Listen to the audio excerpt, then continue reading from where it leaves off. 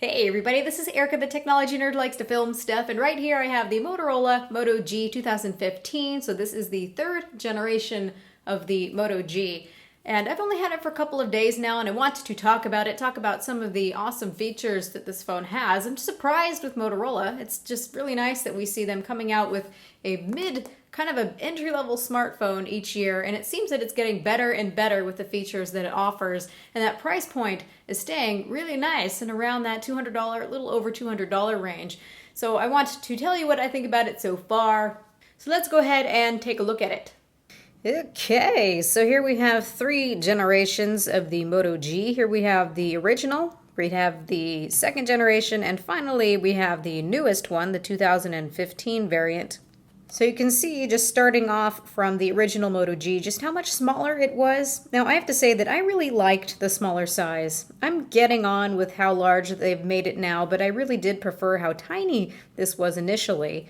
So this is 4.5 inches versus now a 5-inch display, much larger footprint in just about every way that you can see. The actual layout of the phone has not changed over time. You can see that we still have our power button and also our volume rocker in the same place. All three of the Moto Gs have a plastic backing with this dimple here on the back. And you can see that we've gone from a single LED flash now up to a dual tone LED flash. That's a nice touch. On the original Moto G, here we have the speaker that's on the back. And on these two newer ones, it's on the front. Actually, the second generation Moto G has stereo speakers here. Unfortunately, the 2015 version does not have stereo speakers, but the stereo speakers were not of that great of quality anyway, didn't have much of a stereo resolution, sounded kind of tinny. So we're back down to only having the speaker here at the bottom. So here is the speaker. Also, there is a microphone in here for phone calls. Here we have the receiver. At the top, we have a microphone. We also have a standard headphone jack. It's the same thing on all of them. Then on the bottoms, we have the micro USB charging ports. You can see that the original Moto G had the microphone here at the bottom, as there was nothing on the front here. I think that the most drastic change that we have here is that this is now more premium feeling. The first impression I had was that this is quite hefty. It feels like an expensive phone in the hand. You wouldn't know that this is the Moto G now. It's at a really decent price point. And not only is the build just getting better and better on this device, when you take off this back cover, you see that this is actually water resistant. It does have some waterproofing to it, so we have an IPX7 certification, so you can put this in water down to 1 meter for 30 minutes. So you can see we've got these little rubber bits that help to keep this watertight. Now I want to drop this in water, and also I want to see what else I can drop this in. That will be towards the end of the video. Hopefully I won't destroy this thing, as I'm kind of notorious for putting my phones in water or soup. No foreshadowing there. It's also really nice that you have Moto Maker now that allows you to customize your phone. Now, as an aside, pay attention to how this is lifted up here. If you want your phone to be waterproof, make sure everything is clipped in place. So with Moto Maker, you can choose the back cover. You can also choose the accent here. This is just as default. If you check out Moto Maker for the Moto G on the Motorola website, you see that you can also choose between the black or the white model. And the frame is going to go from a dark to a light depending on which frame you choose, which front face that you choose. And also, before I forget, I want to thank Motorola for sending this out to me for me to look at. So we have seen an overall nice evolution here. This would be the biggest that we have so far, similar size, but still the Moto G 2015 is bigger than its predecessor. Then we've got the little bitty, which was actually my favorite size of all. I think what I like most about this Moto G device is that even though it's a mid-range, kind of a lower-end range device, it's very responsive. I haven't had any issues with it whatsoever so far. I'm just surprised how snappy that it is. It ends up feeling like a higher-end phone just because it's responsive. This is a very pure lollipop, except for just a couple of touches that Motorola has added to it. Those are things that I usually like from Motorola, their own little touches, such as if you shake it twice like that, it turns on the flash here for a flashlight. Shake it to turn it off. Do a double twist, and it powers up that camera. I noticed that once in a while it's a little bit buggy. As of right now, I saw that I wasn't able to get it working at all, any of the motion features, so I had to restart the phone and everything worked fine after that. I have always really loved Moto Display, so if you touch the phone, pick it up, take it out of your pocket, it tells you the time, and if there are any notifications, you can simply hold down to see what that notification is. You don't have to fully wake up the phone and go into it, and then it turns itself back off. Now keep in mind that after you've put it down, if you pick it up right away, it's not going to turn on. And that camera, sometimes it is very sensitive and it turns on. I think that a little bit of calibration is needed because that is quite sensitive. So if you have to leave it for a couple of seconds, and after you leave it for a couple of seconds, it's able to turn back on again. There, you can see that. So also underneath the Motorola app here, we've got Motorola Assist Actions, which we were just pointing out. That's the chop twice for the flashlight and twist for quick capture. You can disable those. And we also have Display. So underneath Assist, you can pick a place for your work. So here's Del Taco. You can have your phone not interrupt you when you're working, have it not interrupt you when you're at home, or just also a custom space. If I go to the Space Needle, for example, and I don't want to be bothered as I'm looking at the serene beautifulness of Seattle, well, my phone won't bother me. You can choose downtimes for meetings and also sleeping. So you have certain hours that you can choose to keep quiet. Also, underneath all of these settings, you can have priority interruptions. So you see here, this is just the lollipop priority settings. So I think that it's quite intuitive and it mixes really well with the lollipop features of the phone. Then finally, underneath Display, I notify you at a glance. This is what I was showing you earlier. You have several different options that I really appreciate. So wake screen when notifications arrive on Moto Display. So this is Motorola's own feature.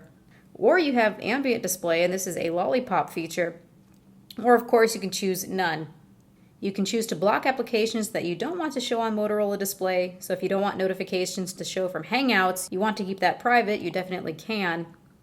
And you can decide how much detail you want it to show. So you can show all notification content, or you can say don't show notifications at all. Then we've got Vibrate on Touch and Learn How Moto Display Works. So that just gives you the little tutorial of how this works. I think it's all very intuitive and nicely done, and these are actually features that I surprisingly use. Sometimes when I get a phone and it's got all these extra features, I don't use any of them, but Motorola has done all this in a way that I use each and every one of these features that they offer. Now as far as specs, we have two different versions of this phone. So we have the 16GB version with 2GB of RAM. That would be this one that we have here. And we also have one that's 8GB of internal storage and 1GB of RAM. I would definitely recommend forking out the extra money for this one. Also, what is nice is that we have the option for an SD card. So we've got my SD card slot here. It says it's expandable up to 32GB of internal storage, but I see people using much larger capacities than that. Now on the SoC side, we have the Snapdragon 410. So we have 4 cores clocked at 1.4 gigahertz. Those are Cortex A53 cores and an Adreno 306 GPU. Now this is not the most powerful of devices, but everything that I have thrown at it in terms of games have run just fine so far. You're not getting the frame rates that you're getting on those more flagship level devices, but really it does just perfectly, and I don't have very much to complain about at all. So here we have Gfx Benchmark. We have off-screen and on-screen here. So these frame rates give you a little bit of an idea just how underpowered this is. So again, don't expect prolific results when playing games. They do seem to play fine, but don't expect the frame rates that you get on a flagship, not by far. Now, happily, we do have some multitasking capability. It's not phenomenal, but I do see that apps do stay open for a little bit of time instead of being really aggressively shut down. After a while, I see that the tabs are the first things to reload, but I'm able to keep quite a few apps open without it shutting down too aggressively, so I'm pretty happy with that.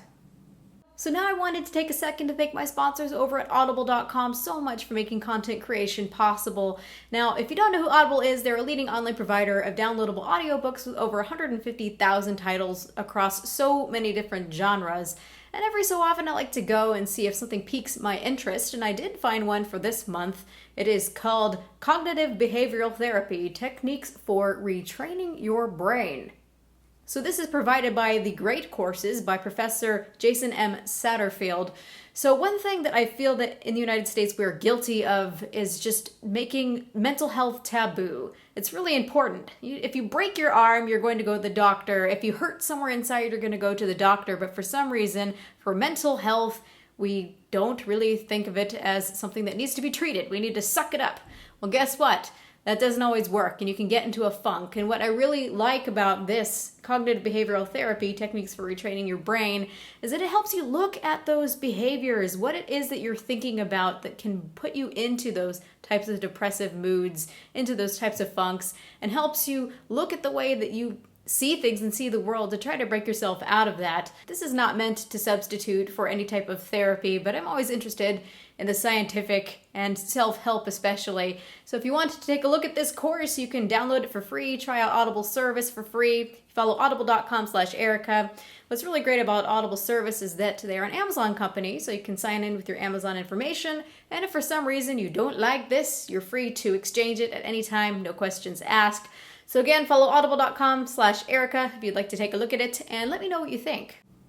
So now let's move on to talking about this display. The viewing angles are all right. The brightness is actually pretty good. The contrast ratio is decent, it's about 800 to 1. But this is not a phenomenal display by any means. Of course, it's not like the likes of my Galaxy S6, for example. This is a cheaper type of LCD display, and it does show. The whites on this display look very, very blue. The color temperature is around 7,679 Kelvin, so it's really very blue. And when you have a white point that's that blue, it tends to skew all the colors to having kind of a blue cast to them. So all the colors kind of look a little bit bluish. Now when talking about the range of colors that this display is able to show, it's not meeting the sRGB gamut. It's missing green and it's missing red. And blue, it has too much blue. That's why I'm blaming the backlight on a cheap backlight. As far as the saturations, they're not perfect, but they're not horrible. You don't see a lot of oversaturation or punchy colors. So this is just an okay display. It's not phenomenal. I think that it looks okay, but really my overall remark is that it really looks quite cool, quite bluish, and you do get bluish looking colors. Now moving on to talking about camera and battery life, those are things that are a bit tentative because I haven't had too much time to play around with this quite yet. We have a 13 megapixel camera on here. That's really nice. I believe it was 8 megapixels on the last one. So we've just got that simple interface where we've got this wheel here. We do have options for HDR, flash. What I really like is that we have option now for 1080p video, not just 720p. That's what we were stuck with for a while. Now if you look underneath photo here, we have option for widescreen and standard. You have a crop here, widescreen 9.7 megapixels to get 16:9, but the actual sensor is 4:3 aspect, so that would be your 13 megapixel. If you want the best quality photos, keep it on standard. This is curious. We have a night mode setting. What I know about this camera is that it is terribly noisy. It looks like Motorola sees that with this night mode setting.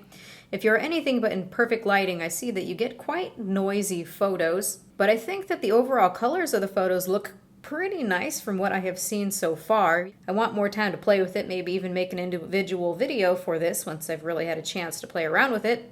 For battery life, I hear that it's lasting all day long. This is a 2,470 milliamp hour battery inside of this thing. This is around 400 milliamp hours greater than what we had in the previous version. So I am happy to hear about that. We have a processor that should be power efficient. So yeah, I believe that this gets you through the day. I want to really take this out as my daily driver and see how that goes. The obligatory thing that I want to do right now is to put this in some water. So I mentioned before, you really need to make sure that everything is clamped down and in place, or it's just not going to be waterproof. So this is waterproof for down to 1 meter for a half hour. Oh darn, I don't have enough liquid in there. La la la la la la la la la. Anyway, you get the point. So indeed, it does fine with water, and I'm sure everything will be working, but how does it do with something else like soup? Here I have some pollo caldo that I was eating earlier, Now, making sure everything is snapped on here. Now, this is a stupid idea, really, very, very stupid idea. You don't want to get salt or fat, oil in any of these ports or anything, but yeah, seems like a good idea to me.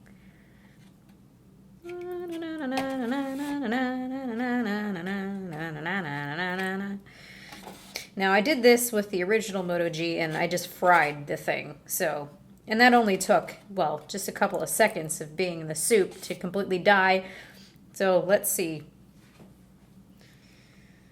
Wiped it off a little bit. It's a little greasy, but it seems to be doing all right. Does it still make noise? Seems so. I get this thrill of doing these ridiculous things to my phones. Although this is technically a loaner phone. Don't worry, Motorola, if I break this, I will buy you a new one.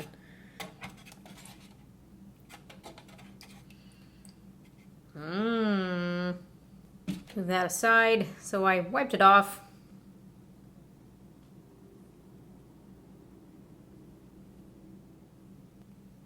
Seems to be functioning all right.